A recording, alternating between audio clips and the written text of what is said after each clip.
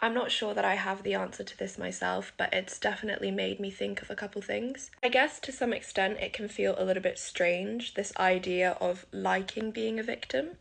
And I guess it comes down to the potential narratives that we might have for ourselves or thoughts that we might have about ourselves that can play a function for us within our lives.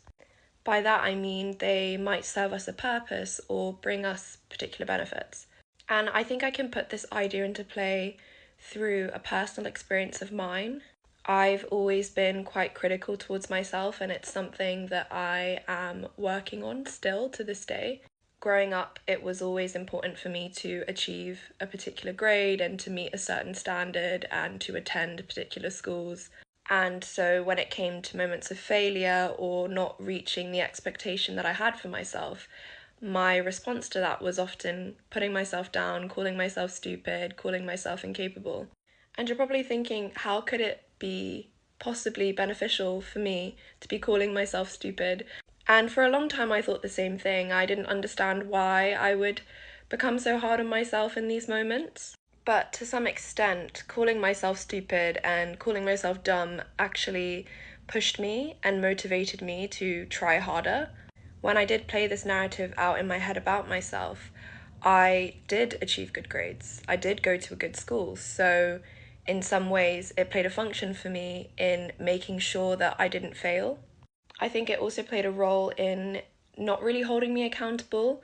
This idea that I could hide behind the fact that I failed that because I'm stupid, and not this idea that I needed to work harder or that I needed to maybe try something different or try again, because it wasn't about how hard I worked. It was just down to this fact that I've got this flaw in myself in that I'm stupid. So for me personally, it did play a really good role in my life in getting me to where I am at the moment.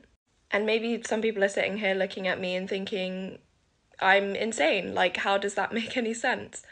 And I completely understand that. And I think it's important to think about how unique it is to each person, that another person who calls themselves stupid, it might not play as much of a functional role for them, and so they know not to call themselves stupid because it does them no good. That being said, there are obviously costs to me calling myself stupid, because what happens when I did fail? What happens when I didn't meet the expectation that I had for myself? What then? Because then there's nothing I can do. It's the fact that I am stupid, and that is the only thing I can take away from that incident or from that grade that I got. You really have to question yourself and ask yourself, okay, well, actually, how much is this helping me? How much is this functional for me? Going back to this idea of being a victim, perhaps the benefits of being a victim could be the attention I get, the validation I get from others. Maybe it could be, again, not having to hold myself accountable for situations that I end up in, because if I've got this narrative that I'm the victim and that I'm always going to suffer and bad things always happen to me, then I never have to actually look at myself and think, what role do I play in these incidents occurring for myself? So I can definitely see why it could be a good thing to think of myself as a victim, because there are so many benefits to it. And there are probably many more benefits that I've just forgotten about, but yeah, it's unique to each person. Each person is different. But probably quite similar to my story, how is it costing me? How is it impacting me in a negative way? How might it be harmful to think of myself that way?